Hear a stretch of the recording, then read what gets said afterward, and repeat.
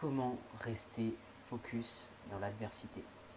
L'adversité, je veux dire par là avoir des problèmes, avoir des situations compliquées à gérer au quotidien.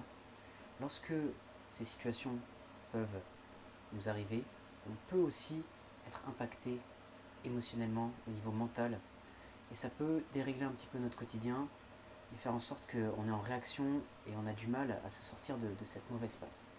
Quand on arrive à mieux gérer ces situations, eh bien, on est moins à l'effet, on est plus libre de ce qu'on peut faire, parce qu'on est moins en réaction par rapport aux événements extérieurs, et donc c'est beaucoup plus efficace. Dans cette vidéo, j'aimerais te donner un moyen de mieux gérer ces périodes d'adversité.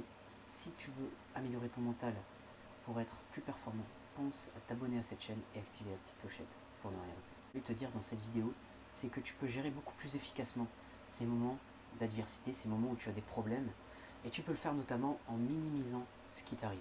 En fait, tu as deux choix. Soit tu vas prendre ce qui t'arrive et l'exagérer, et ça, tu n'as pas besoin de faire beaucoup d'efforts pour le faire parce que ton mental va s'en charger, il va voir tout ce qui est négatif, et tu vas peut-être paniquer, tu vas être submergé par la situation. Donc ça, tu n'as pas besoin d'aide. Par contre, si tu arrives à minimiser l'importance de ce problème, eh bien, tu peux gérer beaucoup plus efficacement ce qui t'arrive et donc continuer à passer à l'action. Minimiser, pour moi, ça veut dire contraster, comparer ta situation avec celle d'une autre personne. Par exemple, tu viens d'apprendre qu'il y a une personne dans ton entourage qui vient de perdre son emploi ou encore pire, qui vient de tomber malade. Tu peux comparer cette situation à la tienne et te dire qu'au final, tes problèmes ne sont pas si importants. Même si il y a différents degrés, hein, on est d'accord, tu peux avoir des gros problèmes aussi, mais je veux dire, si tu compares à quelqu'un qui a un problème plus important, tu peux faire baisser l'intensité de ce que tu vis. Deuxième chose, tu peux te dire aussi que, par généralisation, tout le monde a des problèmes. Personne n'est unique, personne ne va traverser cette vie sans rencontrer des difficultés. Donc en sachant ça, eh bien, tu peux te dire que voilà, on est unis d'une certaine manière, on a tous des soucis, des choses à gérer, des choses qu'on doit affronter, auxquelles on doit faire face. Et quand tu sais ça, eh bien, tu te dis, bah, je ne suis pas si unique que ça, et donc tu peux justement prendre de la perspective par rapport aux problèmes qui t'arrivent.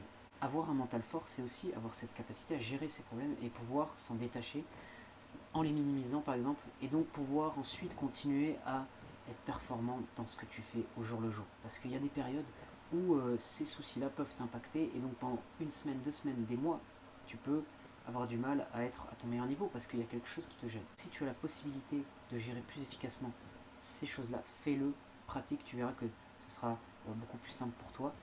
Le souci aujourd'hui, je pense, c'est qu'on a tendance à être un peu trop centré sur nous-mêmes. C'est ce qu'on va faire en général, hein. On va être un peu individualiste, mais c'est normal parce que dans un premier temps, quand on se sent mal, eh bien, on pense qu'à soi.